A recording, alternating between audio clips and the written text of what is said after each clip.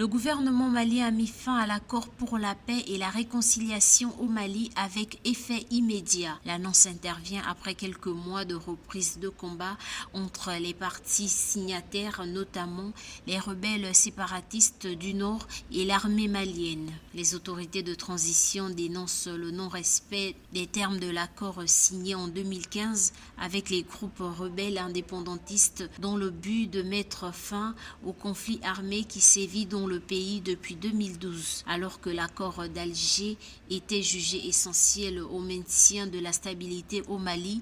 Les observateurs craignent un regain des affrontements armés dans le pays. Le gouvernement malien a évoqué l'inefficacité de la médiation internationale, le changement de posture de certains groupes signataires et les actes d'hostilité et d'instrumentalisation de l'accord de la part de l'Algérie qui pilote la médiation.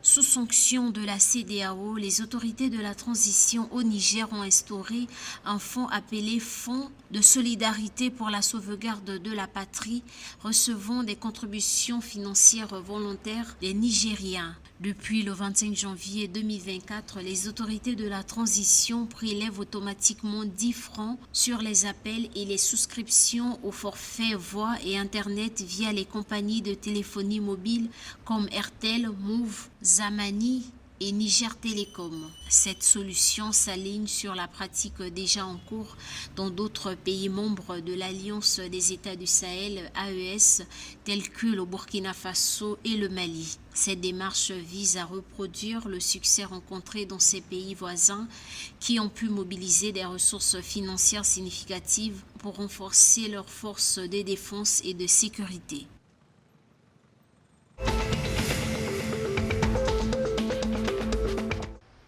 Au Sénégal, la Direction générale des impôts et domaines a recouvré 2300 milliards de francs CFA en 2023, soit 85% de l'objectif fixé avec une hausse de 161 milliards de francs CFA, signe de la conformité de sa dynamique de performance. C'est ce qu'a annoncé le 25 janvier 2024 le directeur général Abdoulaye Diagne. Cette performance de la DGID a été rendue possible grâce notamment à la contribution significative des entreprises du secteur minier en phase d'exploitation avec un impôt sur les sociétés recouvré de 60 milliards de francs CFA, soit environ 17% du total enregistré. Notons que la lutte contre la fraude et l'évasion fiscale ont aussi permis des recouvrements cumulés de 245 milliards de francs CFA.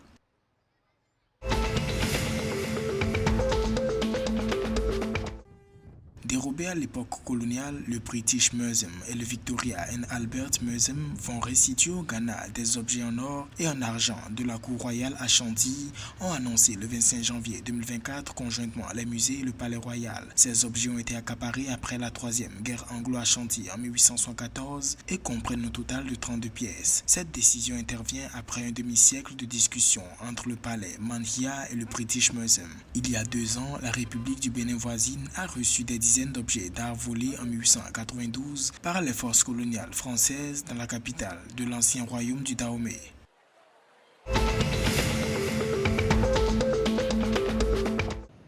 Après 12 ans d'absence, la grande randonnée à vélo et à roller refera surface en 2024 au Togo. Dénommé Lomé Bicycle 2024, l'événement aura lieu le 18 février 2024 à Lomé, la capitale. La randonnée aura pour objectifs principaux de créer et offrir aux populations de Lomé et de ses environs une activité essentiellement sportive, à savoir pédaler un vélo ou aller à roller, ceci dans une ambiance festive, assortie de pauses de détente, de rafraîchissement, de tourisme et d'échanges interpersonnels. Les initiateurs vise à mobiliser les participants dans la pratique d'un sport de masse qui assure une meilleure santé publique et le renforcement de la conscience et des bonnes pratiques écologiques.